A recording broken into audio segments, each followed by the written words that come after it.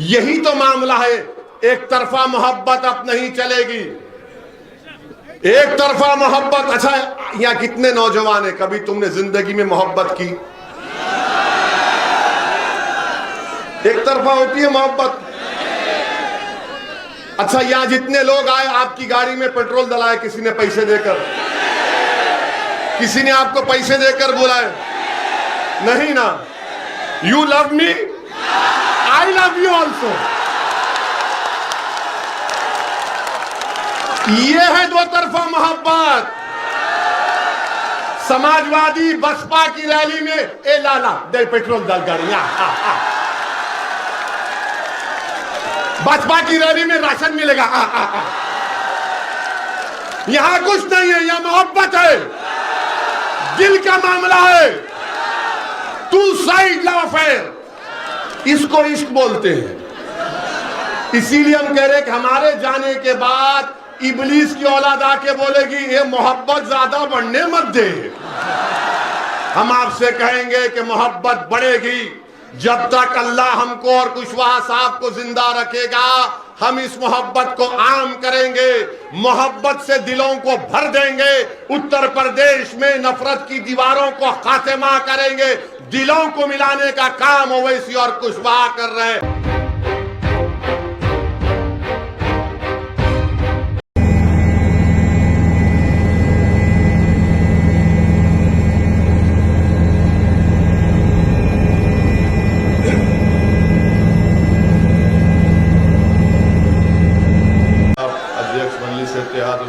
उत्तर प्रदेश मोहतरम जनाब शेर अफगान साहब, जो विधानसभा के मजलिस इत्तेहादुल मुस्लिमीन के प्रत्याशी हैं, और राजेश प्रजापति साहब जो जन अधिकार पार्टी अयोध्या विधानसभा से उनके प्रत्याशी हैं, जिनका निशान गैस का सिलेंडर है।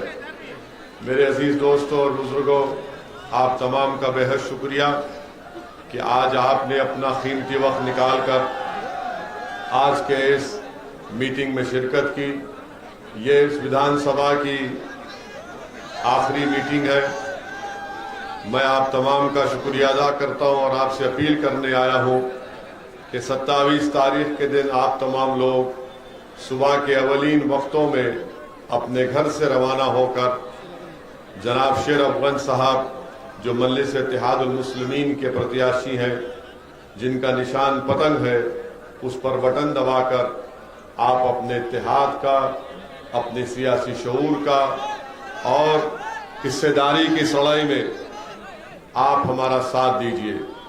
मेरे अजीज दोस्तों और बुजुर्गों, आप जानते हैं कि भागीदारी परिवर्तन मोर्चा, जिसका मजलिस भी हिस्सा है, हमने तय किया कि अगर आपके आशीर्वाद, आपकी दुआएं साथ रहेंगी तो इंशाअल्लाह ताला अगर सत्ता मिलेगी। भाई साहब आप रुक जाइए, इधर मत हटिए, इधर हट जाइए, हट जाइए। और हमको इख्तिदार मिलता है तो हमने तय किया कि जनाब बाबू सिंह कुशवाहा साहब को 2.5 साल के लिए पहला मुख्यमंत्री बनाया जाएगा और 2.5 साल के लिए दलित समाज से किसी को मुख्यमंत्री बनाया जाएगा। ये भी तय किया गया कि 3 डिप्टी चीफ मिनिस्टर बनाए जाएंगे, जिसमें एक अल्पसंख्यक समाज का मुसलमान होगा, एक निषाद समाज से एक डिप्टी सीएम होगा और एक अति पिछड़ा समाज से डिप्टी सीएम बनाया जाएगा। ये सामाजिक न्याय की लड़ाई बाबू सिंह कुशवाहा और ओवैसी लड़ रहे हैं। हम आपसे गुजारिश कर रहे हैं कि आप हमारा साथ दीजिए। अब लोग हमसे कहते हैं यहाँ पर आए जब कि सर समाजवादी ये बोल रही है, बीजेपी ये कह रही है। माने समाजवादी पार्टी के लिए भी हम दूल्हे हैं, बीजेपी के लिए भी हम ही दूल्हे हैं। ना समाजवाद के पास कोई मुद्दा है, न योगी और मोदी के पास कोई मुद्दा है। अगर कोई मुद्दा है तो सिर्फ ओवैसी है। अखिलेश को भी रात में ख्वाब में हम ही नजर आ रहे हैं। आपने इस विधानसभा की जनता ने, क्या आपने 10 साल समाजवादी को यहां पर मौका नहीं दिया? दिया ना आपने। भाजपा को भी दिया 10 साल। क्या मिला आपको? नहीं, क्या मिला? अब समाजवादी के लोग हमारे जाने के बाद आज रात से और कल रात तक जिस तरह शैतान खुस करता है ना, तो ये पूरे इब्लीस की औलाद ये बोलेंगे ओवैसी तो भड़काऊ भाषण देकर चला गया, नौजवानों को जज्बात में लाया, मगर बीजेपी को कौन रोकेगा। याद रखो, बीजेपी को ओवैसी और कुशवाहा रोकेंगे इंशाअल्लाह ताला। उत्तर प्रदेश में अखिलेश बीजेपी को नहीं रोक पाएंगे, बहन मायावती बीजेपी को नहीं रोक पाएंगी। इसलिए नहीं रोक पाएंगी कि हम आपसे एक सवाल कर रहे हैं, जवाब दीजिए। 2014 के पार्लियामेंट के इलेक्शन में आपने सपा बसपा को वोट नहीं दिया, फिर बीजेपी कैसे जीत गई?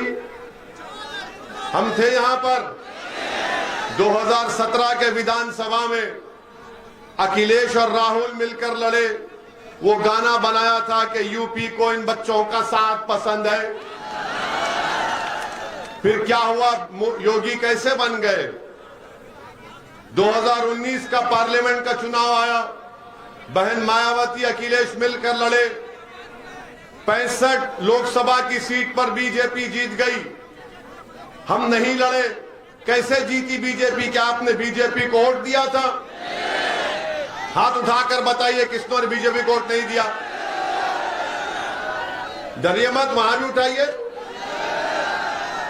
अब आप जब हाथ उठा चुके हैं, आपको यह फैसला करना जरूरी है कि 27 तारीख को आपकी वोट की अहमियत क्या है। आपके वोट की अगर अहमियत जताना है तो हम आपसे अपील कर रहे हैं कि आप शेर अफगान को कामयाब करिए। ये शेर है जो उत्तर प्रदेश की विधानसभा में जाएगा और शेर की तरह आपके हक के लिए लड़ेगा। अखिलेश यादव से परिवारवाद, यादववाद की बात करते हैं, उनके पास कोई दूसरा नजर नहीं आता। अच्छा, हम यहां पर हमारी सभा हुई थी आज से 3 महीने पहले, 5 महीने पहले हमने एक ब्रिज का जिक्र किया था। काम हुआ ना उसके ऊपर? नहीं हुआ, नहीं हुआ, नहीं हुआ। फिर भी आप भी बस बीजेपी को, सपा को सोचेंगे। मेरे अजीज दोस्तों और बुजुर्गों, आपको एक ऐसा आदमी चाहिए जो इस विधानसभा में विकास भी कराए, जो बीजेपी और सपा को हराए। और हमारी बात को याद रखिए कि अखिलेश यादव और योगी आदित्यनाथ ये राम और श्याम की जोड़ी है, एक सिक्के के 2 रुख हैं। इनमें कोई फर्क नहीं है, इनमें कोई फर्क नहीं है। हमारी मां और बहनें यहां पर माशाअल्लाह से हिजाब और निकाब पहनकर बावकार तरीके से बैठी हुई हैं। और जो लोग समाजवादी की वोट डालने की बात कर रहे हैं, मैं उनसे पूछना चाहता हूं, अखिलेश का हिजाब और निकाब पर अखिलेश का क्या मौकफ है? बताओ, क्या मौकफ है अखिलेश का? जब एक न्यूज रिपोर्टर ने अखिलेश से उनकी बस के ऊपर चढ़कर पूछा, बताइए हिजाब और निकाब, तो कहा सुनाई नहीं दे रहा है। जब उसको सुनाई नहीं दे रहा है तो तुमको क्यों सुनाई दे रहा? जब उससे पूछा गया मुस्लिम मतदान तो कहा गया नहीं सुनाई दे रहा है। जो समाजवादी पार्टी की बात कर रहे हैं, मैं उनसे पूछना चाह रहा हूं, मोहब्बत एक तरफा नहीं होती, 2 तरफा होना चाहिए मोहब्बत। ये एक तरफा मोहब्बत कब तक करेंगे आप? थाली एक हाथ से नहीं बजती, 2 हाथ से ताली बजती है। अगर आप याद रखिए, एक तरफा मोहब्बत आप कर रहे हैं, अखिलेश को आपसे मोहब्बत नहीं है। अखिलेश इस बात को जानते हैं कि आप उनके कैदी हैं। इनको योगी मोदी का डर दिखाओ, ये डर कर वोट देंगे मुझे। हम आपसे क्या कह रहे हैं? डर की बुनियाद पर नहीं, उम्मीद की बुनियाद पर शेर अफगान के पतंग के निशान पर बटन दबाइए। मैं आपसे कह रहा हूं कि डरने की बुनियाद पर नहीं, बल्कि बेखौफ होकर मजलिस के परचम को लहराओ और यहां से अपने विधायक बनाकर इसको उत्तर प्रदेश की विधानसभा में भेजाओ। मैं आपसे कहने को आया हूं, मैं आपको पैगाम देने आया हूं कि आप किसी इंसान से मत डरिए, आप किसी प्रधानमंत्री से मत डरिए, किसी मुख्यमंत्री से मत डरिए, किसी ओवैसी से मत डरिए, किसी अखिलेश से मत डरिए। अगर डरना है तो जमीन और आसमान के खालिक से डरो, मखलूक से मत डरो, खालिक से डरो। अखिलेश का डर, मोदी का डर, योगी का डर, अरे डर डर कर कितनी घुटन की जिंदगी गुजारोगे। दुनिया में आए हैं तो एक ही जिंदगी है, मौत बार बार नहीं आती है। अगर वो 4 गोलियों में से 2 हमको लग जाती तो हम चले जाते, मगर अल्लाह को मंजूर नहीं था। जब जिंदा है तो जिंदगी का सबूत दो, और जिंदगी का सबूत यह है कि तुम सच्चाई का और हक का साथ दो। जो लोग आज समाजवादी पार्टी के ताल्लुक से कह रहे हैं कि हिकमत का तकाजा है कि समाजवादी को वोट दो, मैं उनसे पूछ रहा हूं, तुम्हारी हिकमत नाकाम साबित हुई 2014 में, तुम्हारी हिकमत नाकाम साबित हुई 2017 में, तुम्हारी हिकमत नाकाम साबित हुई 2019 में। अब बहादुरी का तकाजा यह है कि तुम ओवैसी और कुशवाहा का साथ दो। मेरे अजीज दोस्तों और बुजुर्गों, क्या समाजवादी पार्टी ने पार्लियामेंट में खड़े होकर यूएपीए कानून जिसको अमित शाह लेकर आए थे, क्या समाजवादी पार्टी ने और कांग्रेस पार्टी ने मिलकर और बसपा ने मिलकर क्या यूएपीए कानून की तारीफ नहीं की? वो कानून ये कहता है कि दिल्ली में बैठा हुआ एनआईए का इंस्पेक्टर आपकी विधानसभा के किसी एक बच्चे का नाम शेर अफगन होगा तो उसको टेररिस्ट घोषित कर दे सकता है। वो कानून के तहत आज भारत की जेलों में नौजवान सड़ रहे हैं 3-3, 4-4 साल से। अखिलेश यादव ने, बसपा ने, कांग्रेस ने अमित शाह का साथ दिया, कौन उसकी मुखालिफत किया? उसका नाम असदुद्दीन ओवैसी और इम्तियाज जलील है। आप उठाकर देख लो पार्लियामेंट का रिकॉर्ड। आज समाजवादी के लोग हमारे गांव, हमारे घर के पास आकर कहते कौम कौम कौम कौम। ये कौन सी कौम की मोहब्बत है जब तुम हमारे बर्बादी के कानून में तारीफ करते हो? ये कौन सी कौम की मोहब्बत है कि तुम अमित शाह का साथ देते हो? मैं चैलेंज कर रहा हूं समाजवादी पार्टी के लोगों से, बताओ ये मेरी बात सच है या झूठ है? ट्रिपल तलाक का कानून 3 मरतबा आया, कौन उस ट्रिपल तलाक कानून की मुखालिफत किया और कहा कि भारत के संविधान के खिलाफ है? किसने कहा था ट्रिपल तलाक के बारे में? अखिलेश ने क्या कहा मालूम आपको? ट्रिपल तलाक का कानून है, हमारी शनाख्त को कमजोर किया जा रहा था, हमारी मां और बहनों से नाइंसाफी का कानून मोदी ने बनाया। तो अखिलेश अपने भाषण में पार्लियामेंट में कहा मैंने लखनऊ से आगरा रोड बनाई।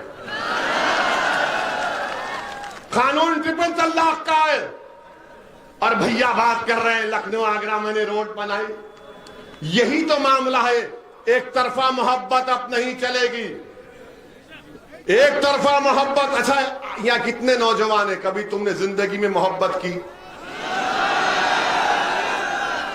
एक तरफा होती है मोहब्बत। अच्छा, यहां जितने लोग आए आपकी गाड़ी में पेट्रोल डलाए किसी ने पैसे देकर? किसी ने आपको पैसे देकर बुलाए? नहीं ना। You love me, I love you also. ये है दो तरफा मोहब्बत। समाजवादी बसपा की रैली में ए लाला दे पेट्रोल डाल गाड़ियां, बसपा की रैली में राशन मिलेगा। यहां कुछ नहीं है, यहां मोहब्बत है, दिल का मामला है। टू साइड लव अफेयर, इसको इश्क बोलते हैं। इसीलिए हम कह रहे हैं कि हमारे जाने के बाद इबलीस की औलाद आके बोलेगी ये मोहब्बत ज्यादा बढ़ने मत दे। हम आपसे कहेंगे कि मोहब्बत बढ़ेगी जब तक अल्लाह हमको और कुशवाहा साहब को जिंदा रखेगा। हम इस मोहब्बत को आम करेंगे, मोहब्बत से दिलों को भर देंगे। उत्तर प्रदेश में नफरत की दीवारों को खात्मा करेंगे। दिलों को मिलाने का काम ओवैसी और कुशवाहा कर रहे हैं। अखिलेश, बसपा और बीजेपी सिर्फ अपने घर में चिराग जलाना चाहते हैं। ओवैसी और कुशवाहा हर गरीब मजलूम को इंसाफ दिलाना चाहते हैं। हम सत्ता अपने लिए नहीं आपके लिए कह रहे हैं। आप नेता बनो, आप लीडर बनो। और इस विधानसभा का यह हक बनता है कि जिस पार्टी को आपने 10-10 साल मौका दिया, अब उनको छोड़िए, शेर अफगन को कामयाब करिए, ये एक नए दौर का आगाज करिए। आपने सबको मौका देकर दे दिया, झोली भर भर कर खैरात में ओट दिया, मगर क्या मिला? खड्डे मिले, रोड मिली नहीं मिली, स्कूल मिला नहीं मिला, अस्पताल मिला नहीं मिला, रोजगार मिला नहीं मिला, मान सम्मान मिला नहीं मिला। क्या मिला? सिर्फ डर डर कर, डर डर कर, डर डर कर। और ये इब्लीस की औलाद अब ये भी कहेंगे, देखो ये चुनाव जिंदगी मौत का है। बोलते हैं ना, जिंदगी मौत का चुनाव। अरे भाई, ये अब चुनाव हो जाएगा तो हम रोज मरेंगे, उसके बाद कोई नहीं आता हमारे जनाजे को खंदा देने के लिए। आज चुनाव आ गया तो जिंदगी मौत। क्या 2007 का चुनाव जिंदगी मौत का नहीं था? क्या 2002 का नहीं था? क्या 2017 का, 2012 का, 2019 का चुनाव जिंदगी मौत का नहीं था? अरे उसके बाद फिर हम रोज मरते हैं। मेरे अजीज दोस्तों और बुजुर्गों, तुम जब इस दुनिया में आए हो अपनी मां की कोख से, तो तुमने अपनी जिंदगी, अपनी रिस्क और अपनी इज्जत लिखा कर लाए हो। अगर कोई तुमसे कहेगा तुम मर जाओगे, तो कहना उससे तू क्या खुदा है?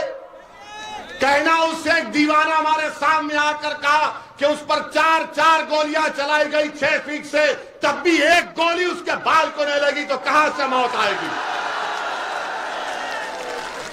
और फिर बोलेंगे ओवैसी जज्बाती भाषण देता है, नौजवानों को जज्बाती करता है। हम करते हैं जज्बाती, हमको फख्र है इस बात का। और वो नौजवानों को मैं सलाम करता हूं जो हमारे भाषण सुनकर जज्बाती हो जाते हैं। मैं उन नौजवानों के मां बाप को सलाम करता हूं जिन्होंने ऐसे गयूर औलाद को, बेटियों और बेटों को पैदा किया जिसमें जज्बात बाकी है। अगर किसी मासूम पर जुल्म हो रहा और तुम्हारी आंख में आंसू आए ना आए, तो क्या वो जिंदगी की निशानी है, मौत की निशानी है? बताओ मुझे। अगर कोई बच्चे को मारा जा रहा है गैर जरूरी से, तो तुम बचाओगे या उसको बोलेगे नहीं जिंदगी मौत का मामला है, घर के दरवाजे बंद करके बैठ जाओ? अगर किसी बच्चे को शिक्षा नहीं मिल रही है, तो क्या वो जिंदगी है या मौत है? बताओ। शिक्षा नहीं मिलना भी मौत है, रोजगार नहीं मिलना भी मौत है, राजनीति में हिस्सा नहीं मिलना भी मौत है, ठेकेदारी में हिस्सा मिलना भी नहीं मिलना मौत है, विधानसभा में तुम्हारी आवाज नहीं उठना भी मौत है। जिंदगी की बात तो मैं कर रहा हूं, हयात की बात मैं कर रहा हूं, आवाज को उठाने की बात बाबू सिंह कुशवाहा हम कर रहे हैं। ये लोग आपको डर कर, खौफ दिलाकर घरों में बिठाने की बात कर रहे हैं। हम आपसे कह रहे हैं कि अपने घर के दरवाजों के साथ साथ अपने दिल के दरवाजे को खोलो। अपने दिल में जो दस्तक दे रहा है तुम्हारा दिल, कि अब वक्त आ चुका हिस्सेदारी का, साथ दो पतन का, ओवैसी का और कुशवाहा का। एक मर्तबा अपने दिल पर यकीन कर लो, एक मर्तबा अपने दिल पर यकीन कर लो। याद रखो, दिमाग से पूछेंगे तो दिमाग बोलेगा सपा बीजेपी। जब दिल से पूछेंगे तो दिल क्या बोलेगा? दिल क्या बोलेगा? दिल बोलेगा प्यारे प्यार किया तो डरना क्या। ये एक तरफा मोहब्बत नहीं है। हाँ, मोहब्बत जिंदाबाद। चाचा मुगल आजम के दौर के हैं। वेरी गुड चाचा, मोहब्बत जिंदाबाद, नफरत मुर्दाबाद। और फिर अब बीजेपी के बारे में आप देखिए, मुख्यमंत्री और प्रधानमंत्री, हमने कहा था कि पता देखिए अब रिपब्लिक हम पर कैमरा लगा दिया, प्रधानमंत्री पर बोलते ही तैयार, क्योंकि इनके प्यारे का जिक्र हो रहा। प्रधानमंत्री ने कह दिया कि सांड, चुट्टा जानवर, मैं 10 मार्च के बाद इसका हल निकालूंगा। प्रधानमंत्री 5 साल के चाय पी के सो गए थे आप। प्रधानमंत्री ने क्या कहा 10 मार्च के बाद? अच्छा, 70 लाख नौकरियों का वादा बीजेपी ने 5 साल पहले किया था, नहीं किया था? अब प्रधानमंत्री ने एक नया आइडिया दिया कि नौकरी छोड़ो, ग्रेजुएट बच्चे जो रात में पढ़ कर, गरीबी में पढ़कर इम्तिहान लिखने जाते, उनका पेपर लीक हो गया।